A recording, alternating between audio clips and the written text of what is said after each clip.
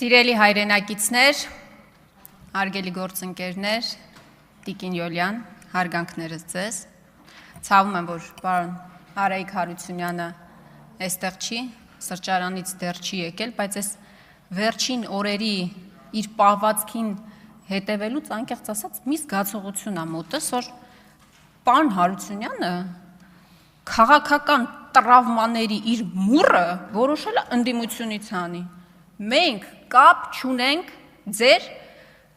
չվերանշանակման հետ, պարոն Արայիկ Հարությունյան, դրա հետ կապ չունենք։ Համաձայն եք, չէ՞ գործընկերներ ջան, այդ մի բանի հետ մենք կապ չունենք, ամեն ինչի հետ կապ ունենք, բայց այդ մի բանի հետ մենք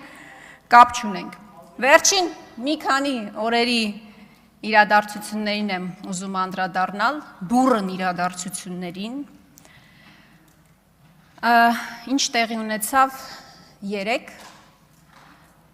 նախագահ Քոչարյանի ձերբակալումը, դրան նախորդած Նիկոլ Փաշինյանի իր որակմամբ կրքոտ ելույթները, բայց ես կասեի մեղմ ասած ոչ այդքան հավասարակշիռ պահվածքը, ամեն ինչ տեղի ունեցավ ժանրի կանոններով, ժողովուրդ ջան, մենք դա բազմիցս տեսել ենք։ Հարց ու պատասխան, անմիջապես այս ամբիոնից հրահանգներ իրավապահ ուժային կառույցներին ամենակարճ ճանապարհն է ընտրված։ Մի ժամանակ գոնե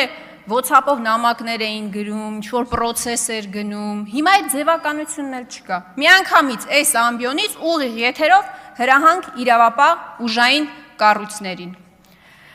Քաղաքական հետապնդում եւ անձնական վրեժխնդրություն։ Այդ երկու ձևակերպումներն է բնորոշ նրան, ինչ տեղի ունենում վերջին երկու օրերի ընթացքում։ Ուսանորություն չի, նորից եմ ասում, մենք դա տեսել ենք, պարոն Յողան, չէ՞։ Մենք այստեղ նստած տեսել ենք, որ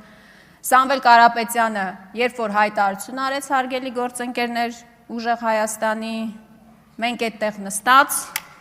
հետևում էինք այնտեղ նստած Նիկոլ Փաշինյանին, համակարգիչը բացել էր, այսպես ինչ-որ հրահանգներ էր գրում, դրանից հետո ձերբակալությունը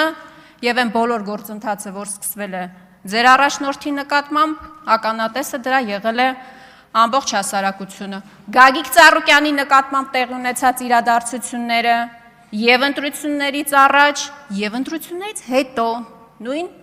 Արարատ կոնյակի գինու օղի կոմբինատի հետ կապված հրահանգ անմիջապես, դրանից հետո համապատասխան պարոն Արայիկ Հարությունյանը եկավ, ես ասում եի, որ ձեր քաղաքական տրավմաների մուրը պարտադիր չի մեզանից հանեք, մենք դրա հետ կապ չունենք, ձեր չվերանշանակման հետ կապ չունենք։ Գայք Ծառուկյանի հետ կապված դեպքերը, ու ես բազմաթիվ օրինակներ կարող եմ բերել, բազմաթիվ օրինակներ։ Բայց այս ընթացքում նաև հասարակության այլ շերտերել են տուժում, այլ մարդիկ, տնտեսվարողներ, բիզնեսներ են տուժում, աշխատավարձով ապրող պարզապես մարդիկ են նաև, այս ձեր արդարության հաստատման, ժողովրդավարության բաստիոնում, պարոն Յողան, արդարության հաստատման օպերացիայի շրջանակներում տուժում։ Օրինակ, ինչպես Գագիկ Ծառուկյանի բիզնեսների հետ կապված, երեք էլ բազմաթիվ բիզնեսներ կապարանակնքվել են։ Ինչ կարաք ասեք, ինչի։ Այդ մարդիկ ինչ են անելու, այդ գույքը վերցնելու են, տանեն իրանց տուն, գողանալու են, ինչ են անելու։ Հարյուրավոր մարդիկ աշխատում են, այդ մարդիկ հիմա անորոշության մեջ են, ինչ պետք է անեն, ապօրինի է, չգիտեմ ինչ է, լավ թող այդ մարդիկ շարունակեն աշխատել, բայց դու գիտեք դա ինչի եք անում, որ հետո վերցնեք, իբր տակ ժողովրդին, բայց իրականում ձեզ վերցնեք, հետո տակ ձեզ համար հաճո որևէ օլիգարխի, սխեման շատ պարզ է, կամ ձերբակալությունների հետ կապված, կալանավորումների հետ կապված, մենք Արեգնազ Մանուկյանի դեպքը շատ ենք այստեղ քննարկել եւ առաջընթաց կա, եւ առաջընթաց ունենք, 3 մի կնոջ են ձերբակալել, որը 3 անչափահաս երեխաների մայր է եւ հրաշալի նորություն ունեմ ձեզ համար, տեսակցությունները բաց է ժողովուրդ։ Այդ կնոջ տեսակցությունները բաց է, բայց մի փոքր խնդիր կա այստեղ։ Այդ կինը ամուսին չունի, Հիմա հարց եմ տալիս ձեզ, ով պետքա պահի այդ երեխեքին։ Դուք ասեք տատին թող պահի այդ երեխեքին։ Տատին էլ են կալանավորել։ Կարող եք ասել մորքուրը թող պահի, մորքուրին էլ են կալանավորել։ Իդեպ մորքուրի եւ մոր տեսակցությունները փակել են։ Կասեք պապին թող պահի, պապին է տնային կալանք են տվել։ Այսինքն ընտանիքի հորը տնային կալանք են տվել, որը ենթադրում եմ բիզնեսի հիմնադիրն է, ենթադրում եմ։ Կնոջը եւ երկու դուստրերին կալանքի են տարել։ Այս չի ձեր արդարադատությունը, Ժորժ ջան։ Ինչ կապ ունի սա նախկինների հետ, չգիտեմ ում հետ, ինչ կապ ունի։ Օրինակ, այս ընտանիքի պատմությունը ինչ կապ ունի դրա հետ։ Դուք կարող եք ասել, մենք ինչ կապ ունենք դատական համակարգի հետ, բայց Նիկոլ Փաշինյանի ելույթից հետո դա էլ չեք կարող ասել, որովհետև ինքը պարզ ասում է, այո, ես հրահանգ եմ տալիս։ Սա իշխանության տարանջատման, օրենքի առջև հավասար, բոլորի հավասարության,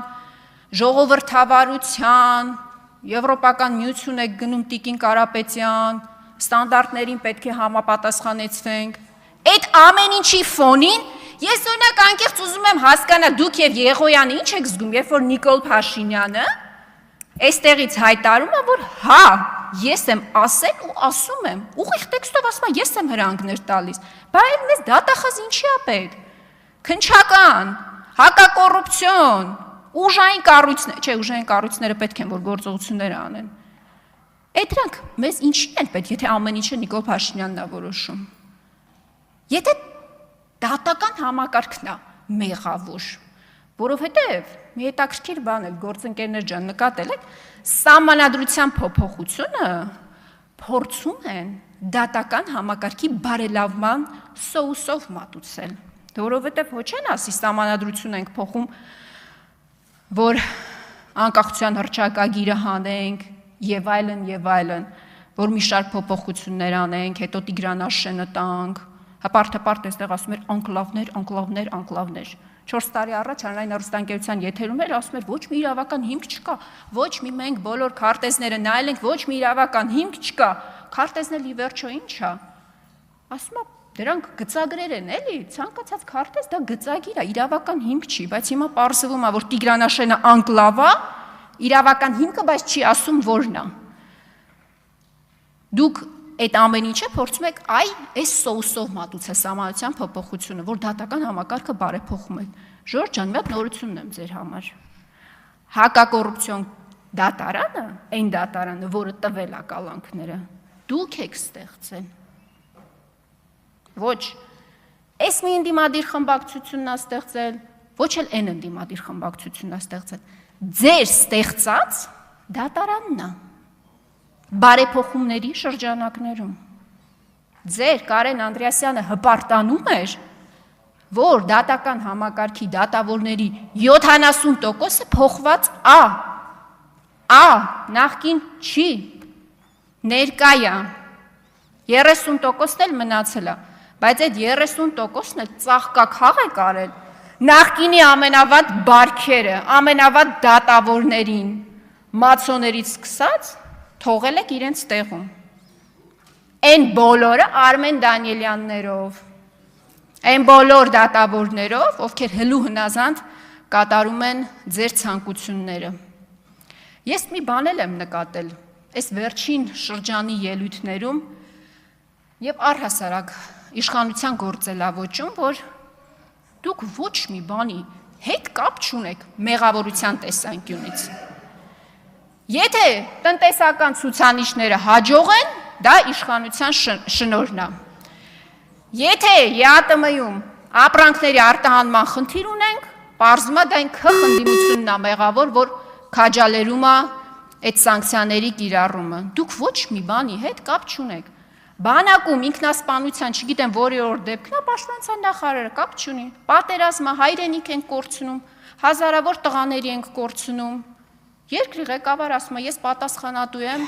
թե մեղավոր եմ, ինչ որ երկու բառախաղան, ոչ մի բանի համար դուք մեղավոր չեք, ոչ մի բանի համար, ու ոչ մի բանի համար չեք ուզում պատասխանատվություն ստանձնել։ Ոչ էլ ձեր ստերի համար եք ուզում պատասխանատվություն ստանձնել, Տիգրանաշենի օրինակը վառ օրինակ։ Ես ոնց հասկացա, ես իշխանությունը միակ